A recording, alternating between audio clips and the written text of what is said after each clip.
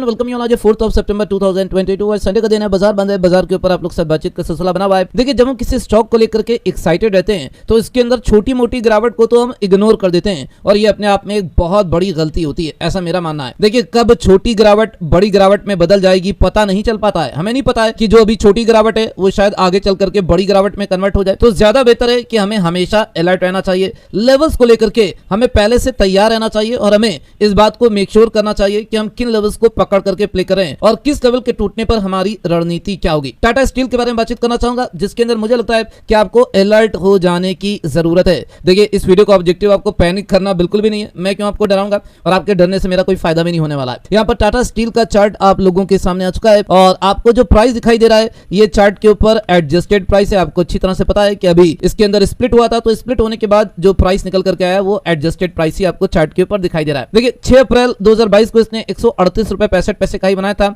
और उसके बाद इसके अंदर एक तरफा गिरावट 23 जून को 82 रुपए 70 पैसे का लो बनाया। तो ये अपने हाई से सिग्निफिकेंट करेक्शन लेता हुआ दिखाई दिया। अपने हाई से ये 55 रुपए 95 पैसे करेक्ट हो गया। लगभग 40% का करेक्शन लोगों को देखते ही देखते यहाँ पर मिल रहा है। आप देख सकते हैं 82 रुपए 70 पैसे का लो बनाने के बाद इसके अंदर बढ़िया तेजी भी आई और यहाँ पर मैं आपका ध्यान आकर्षित करना चाहूंगा। 16 अगस्त की बात है, अभी पिछले महीने की बात है, इसने 113 रुपए 70 पैसे का हाई बनाया। इस बात को नोटिस करिए, आपको ये जो रेड कलर की लाइन दिखाई दे रही है जिसको मैं जिगजैग करके हाईलाइट कर रहा हूं, ये 200 दिनों का ईएमए का लेवल है जो कि 108 रुपए 94 पैसे पर कैलकुलेट होकर के आ रहा है। आप देख सकते हैं जब इसके अंदर तेजी आ रही थी तो ये इस रेड कलर की लाइन को तोड़ करके ऊपर निकल गया, थोड़ा ही ऊपर गया और सस्टेन नहीं कर पाया। 113 रुपए 70 पैसे का हाई बनाने के बाद इसके अंदर गिरावट चालू हो चुकी है और ये 200 दिनों के ईएमए को तोड़ करके नीचे की तरफ लुढ़कता हुआ दिखाई दे रहा है। तो ये लुढ़कना ही अपने आप में अलर्ट होने का संकेत है। मेरी बात समझ रहे हैं? जब कोई स्टॉक 200 दिनों के एक्सपोनेंशियल मूविंग एवरेज को तोड़ करके चाहे ऊपर जाए चाहे नीचे आए, अगर आप इतने क्रिटिकल पॉइंट के ऊपर भी अलर्ट नहीं होंगे तो मुझे, अभी हम 2 सितंबर की बात करें तो 2 सितंबर को इसकी क्लोजिंग ठीक 105 रुपए के आसपास होती हुई दिखाई दी है। अगर मैं आपको एग्जैक्ट प्राइस बताऊं तो ये प्राइस है 105 रुपए 50 पैसे का। यहाँ पर मैंने जो करंट मार्केट प्राइस है आप देख सकते हैं 105 रुपए 50 पैसे, इसकी तुलना कुछ छोटी दूरी के एवरेजेस से भी करिए। 5 डेज के में 106 रुपए 41 पैसे, प्राइस इसको तोड़ करके नीचे आ चुका है। 9 डेज के में 106 रुपए 87 पैसे, प्राइस इसको तोड़ करके नीचे आ चुका है। 13 डेज के में 106 रुपए 93 पैसे, प्राइस इसको तोड़ करके नीचे आ चुका है। 21 डेज के में 106, प्राइस इसको तोड़ करके नीचे आ चुका है। देखिए, दिखने में तो करंट मार्केट प्राइस कोई बहुत ज्यादा कमजोर नहीं दिखाई दे रहा है, लेकिन ये 200 दिनों के ईएमए को तोड़ करके नीचे आ चुका है। अब एक अनदर क्रिटिकल लेवल है जिसके ऊपर मैं आपका ध्यान आकर्षित करना चाहूंगा। आपको ये जो पर्पल कलर की लाइन दिखाई दे रही है जिसको मैं जिगजैग करके हाईलाइट कर रहा हूं, मुझे लगता है कि आप सभी लोग इस लेवल को देख सकते हैं। ये 50 डेज का एक्सपोनेंशियल मूविंग एवरेज है जो कि 103 रुपए 80 पैसे के आसपास कैलकुलेट होकर के आ रहा है। अगर प्राइस इसको भी तोड़ करके नीचे आता है तो बिकवाली हावी हो सकती है। अगर 50 डेज का ईएमए टूटा तो ये लुढ़क करके कितना नीचे आएगा मैं कोई भविष्यवाणी नहीं कर सकता, मुझे नहीं पता कितने नीचे आएगा।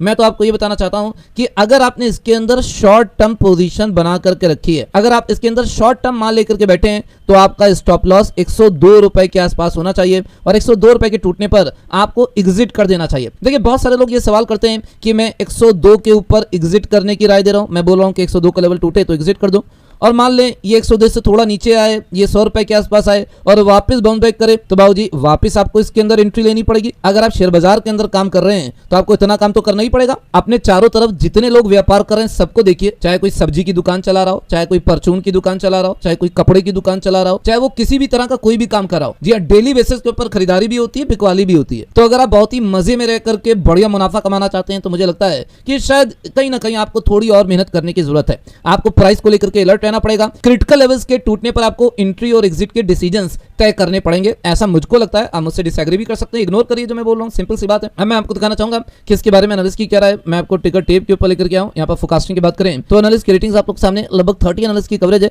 70% एनालिस्ट की राय यानी कि 30 में से 21 एनालिस्ट इसके अंदर बाइंग की ही रिकमेंडेशन देते हुए नजर आ रहे हैं। और यहां पर अगर मैं आपको प्राइस की फोरकास्टिंग के लेवल बताऊं तो लेवल देखिएगा, सितंबर 2023 के लिए हायर साइड के ऊपर लगभग 185 का लेवल और लोअर साइड के ऊपर 85 का लेवल भी बताया जा रहा है और मीडियन की बात करें तो 128 के आसपास का लेवल बताया जा रहा है। तो बाबूजी एक बार फिर से टाटा स्टील का चार्ट आप लोग सामने। इस वीडियो का ऑब्जेक्टिव आपको पैनिक करना या डराना बिल्कुल नहीं है, लेकिन डेफिनेटली आपको अलर्ट करना इस वीडियो का ऑब्जेक्टिव है। बात करूंगा यहीं पे, मेरा वीडियो अच्छा लगे तो लाइक जरूर करिएगा, दोस्तों को शेयर करिए और अगर चैनल सब्सक्राइब ना किया हो तो चैनल इन्फॉर्मेशन पाने